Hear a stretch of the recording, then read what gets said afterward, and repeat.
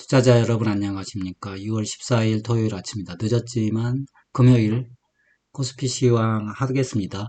코스피 종합일목균형표 일봉 차트입니다. 뒤꿈치 구름대 상승하고 있습니다. 빨간색 기준선, 검정색 전환선. 정배열된 상태로 상승세 있어요. 사실 굉장히 가파르게 올라왔습니다. 주가 캔들 보면 어, 구멍이 3개 생기고 나서 저는 바로 조정 나올 줄 알았더니 며칠 더 올라가고 결국은 조정 나오죠. 이게 뭐 계속 올라갈 수는 없는 거예요. 하늘색 스윙스팬 봐도 꼭지점을 만들었습니다. 그래서 이격이 있기 때문에 이격 조정은 당연히 필요하다. 뭐 그런 생각은 들고. 근데 이게 하락으로 갈 거냐? 그러지는 않을 것 같아요. 일단은 세게 나왔고, 계속 갈 것 같은 느낌이 듭니다. 저는, 팬데믹 저점과 비슷한 양상이 아니겠느냐. 그렇게 생각하고 있습니다. 2019년도 한번 볼까요? 여기 2019년, 20년이네요. 20년 팬데믹 저점인데, 약간 모양은 다릅니다만, 이쯤 되지 않았나 싶어요. 이쯤 돼서 지금 조정이 나오는 거고. 그러면 전환선, 기준선까지 터치가 가능하거든요. 그럴 때까지 닿지는 않았습니다. 그때도. 그러면 그냥 예상하기는, 어, 기준선을 터치를 해야 되니까 2740, 50이네요. 2750까지는 열어둬야 되지 않나.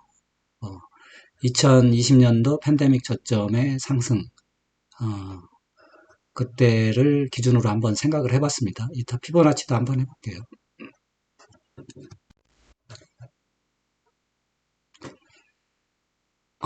코스닥을 안 봤네요. 코스닥입니다.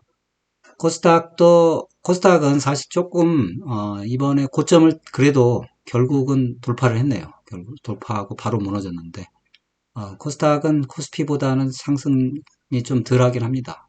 그럴 것이 이슈 자체가 어떻게 보면 뭐 제가격 찾아가는 건데 코스닥은 제가격 찾아가면 저는 뭐 오히려 내려가야 될 것 같은데 올라온 것도 뭐 그냥 덤으로 올라온 거죠. 어쨌든 그렇습니다. 앞으로 그 주식시장에 대한 논의는 코스피 중심으로 이루어지지 않을까 싶어요. 나스닥을 봐야 되겠죠. 나스닥도 조정이 들어왔습니다. 나스닥도 조정이 들어왔고 전환선이 깨졌어요. 그래서 나스닥도 지금 보면 하나, 둘, 세 덩어리 뭐 이렇게 상승했다고 볼 수 있거든요. 그래서 조정이 나오면 얘도 구름대까지는 좀 열어둬야 됩니다. 구름대까지 열어둬야 돼요. 그러면 국고채 10년물 가격은 일단 고점을 친 것 같아요. 왜냐하면 한국은행이 금리를 조금 더 내리더라도 뭐 물론 더 내릴 수는 있겠지만 그런 것까지 반영하지 않았나 싶어요. 그렇다고 우리가 제로 금리를 할 건 아니니까 그렇다고 치면 국고채 가격은 더 이상 상승하기 어려운가? 뭐 그런 생각도 듭니다. 구름대도 의문으로 변했어요. 그래서 한동안은 좀 헤매지 않을까 싶네요. 원달러 환율입니다. 원달러 환율이 급격하게 내려왔는데 반등은 당연히 있기 마련입니다. 당연히 있기 마련이고 RSI 50 미만에서 계속 놀고 있었는데 이게 아직은 전환선을 회복을 안 했습니다. 반등이 있기 마련이고 만약에 뭐 중동 정세가 조금 더 진행이 된다 그러면 반등이 좀 하겠죠. 왜냐하면 안전선으로 뭐 달러가 강세로 뛸 수도 있습니다. 어쨌든 하늘색 후행스팬 보면 뭐 다소 좀 쌍바닥 캔들을 봐도 쌍바닥 모양이니까 반등은 있을 수 있겠다. 그래봐야 구름대 하단 정도 되지 않을까 싶습니다. 그럼 11,400원 뭐 이 정도까지 뭐 그렇게 생각을 해봅니다. 유가입니다. 유가가 결국은 문제죠. 중동에서 사건은 유가를 트리거합니다. 트리거 됐어요. 그 전부터 사실 안 거네요. 그래서 세력들은 이미 알았다. 그러니까 얼마나 우리 개인 투자가들이 정보가 느린가 알 수 있는 거죠. 유가가 지금 80달러까지 올라왔습니다. 아직은 뭐 괜찮아요. 80달러가 지금 박스권 상단이기 때문에 큰 문제는 없을 것 같아요. 그러면 지표를 봐야 되겠죠. 지표 보니까 뭐 LRS 올라왔다가 지금 꺾이고 있습니다. 꺾이고 있고 R스퀘어도 박자 맞춰서 꺾이고 RSI도 더할라이시 감매수권에서 내려와야 되는데 아직은 꺾이진 않았는데 MACD 오실레트 이미 줄고 있거든요. 그래서 5일선 타고, 5일선이 아니에요. 사실 볼린저 밴드 타고 올라가서 볼린저 밴드 깼거든요. 조종 신호는 나온 거고.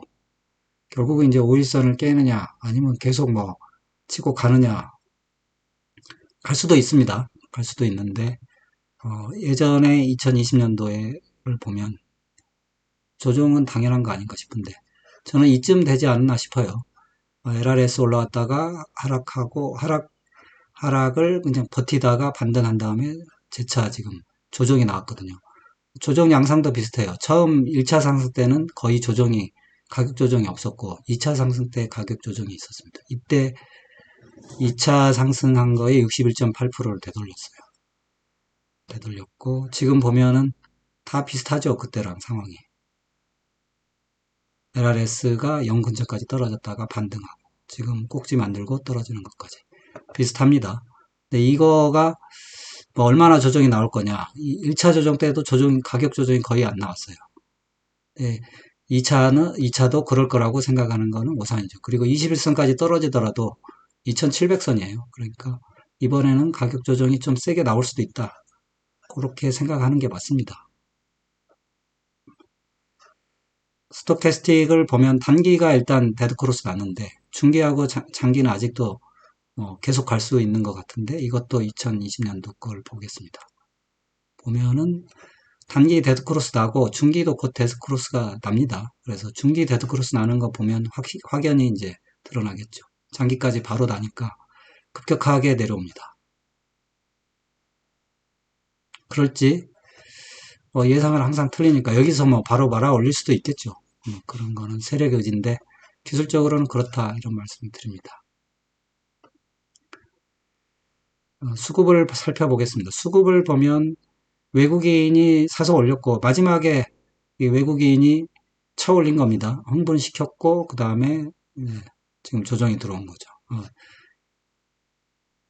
기관 투자가들 지금 예전에 쌓은 물량 중 일부 덜어냈고 개인은 그동안 계속 팔다가 좀 사기 시작했고 전형적인 조정장에 진입했다 이렇게 생각하는 게 맞습니다.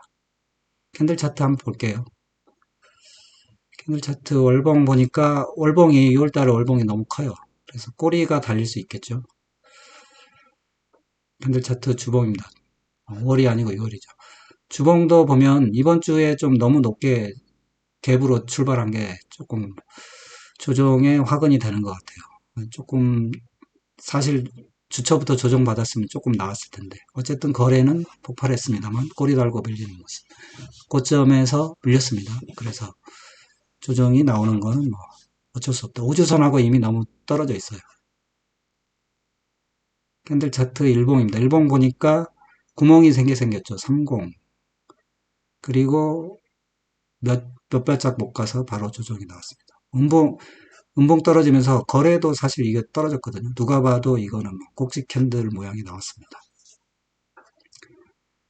조정을 생각해야 되고 이제 이 조정에서 이게 중요한 거는 예상 저점이 중요하겠죠. 그래서 61.8%를 기준으로 생각하면 2721. 그 21선이에요. 딱 경교롭게도 2720. 뭐 여기까지는 열어둬야 되지 않나 싶은데 그리고 여기에 내려왔을 때 어떻게 해야 되느냐 그거는 이제 이 가파르게 올라온 게 떨어뜨리기 위한 건지 아니면 상승을 준비하는 건지 거기에 따라서 마인드는 달라지겠죠. 어쨌든 2720 요거를 좀 기억해 두시면 좋을 것 같아요. 종목들 간단히 볼게요. 삼성전자가 상승세의 턴을 실패했습니다. 사실 2800, 5800, 58,500원 여기 유지해야 되는데 결국 음봉 떨어졌어요. 그래서 삼성전자를 이용해서 조정을 만드는 모습. SK하이닉스는 그나마 잘 버티고 있죠. 지금 시총 차이도 2배밖에 안 나고 이렇게 되면 사실 이게 HBM에서 삼성전자가 엔비디아에 납품을 못하게 되면 아마 시총도 비슷해지지 않을까 싶어요. 현대차는 올라가는 차 가다가 조정의 도구로 쓴 거죠. 현대기아차, 삼성전자 다 조정의 도구로 쓰이고 있습니다. 금융주들 KB금융 조정 나왔고 신한지주도 뭐 이미 조정이 나오고 있고 삼성화재도 섰고 삼성생명도 섰습니다만, 뭐, 이것도 가봐야 얼마 가겠습니까? 미래에셋증권도 섰고, 삼성증권도 꼬리 달았습니다. 증권주는 좀 버텼고, 삼성물산도 음봉 떨어졌네요. 한국전력이 쓰임새 다해서 지금 내려오고 있네요. 어떻게 보면 이제 뭐 한국전력이 주도주인 것처럼 보여요. 한국전력이 올라갈 때 지수 올라가고 한국전력 떨어지니까 지수 떨어지고 삼성전자랑 한국전력이랑 반대로 된 것 같아요. 삼성전자 올라가면 이제 하락을 염려해야 되는 그런 형국이 됐습니다. HD 한국조선, 조선주는 계속 괜찮네요.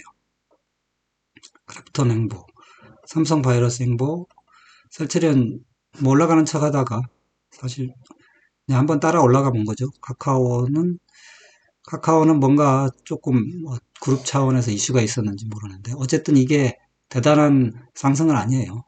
네, 주봉으로 보면 주봉상 약간 터닝 포인트는 돈 것 같아요. 좀 관심을 가져도 될 것 같고 네이버는 아직입니다. 2차 전지는 여전히 조정할 때 도구로 쓰이고 있어요. 안타깝지만 뭐 어쩔 수 없지 뭐. LG 에너지 솔루션까지 그 다음에 건설주들도 음봉이 터졌습니다. 방산주만 올라갔네요. 방산주는 당연히 올라가겠죠. 전쟁이 터졌는데. 그리고 KT하고 SK텔레콤, SK텔레콤 올라오고 있고 KT는 횡보하고 있습니다. 그럼 고퍼스는 바닥을 좀 잡는 모습이죠. 바닥을 좀 잡는 모습이고 바닥에서 첫 양봉이니까 뭔가 한번 배팅이 들어가 볼 수 있겠죠. 적어도 전환선까지는 노려볼 수 있지 않을까 싶은데 에버리지는 고점에서 음봉이 떨어졌습니다. 그래서 이격 조정은 필연적이다. 그러면 사실 이제 여기는 큰 의미는 없어요. 왜냐하면 하루 지나가지고 옵션 만기일, 선물 옵션 만기일이 끝났죠. 그래서 하루 지나서 6월 13일 큰 의미는 없습니다. 큰 의미는 없고 코스피는 보니까 엄청 팔았네요. 수량으로 올라서 금액으로 보니까 기관이 팔았죠. 기관이 팔았고 프로그램 매도 물량일 텐데 약간 그게 맞진 않아요. 왜냐하면 외국인은 선물을 좀 샀거든요. 기관이 팔았어요. 금융투자가 아무튼 기관 내부에서 금융투자가 뭐 프로그램 매매를 좀 한 것 같고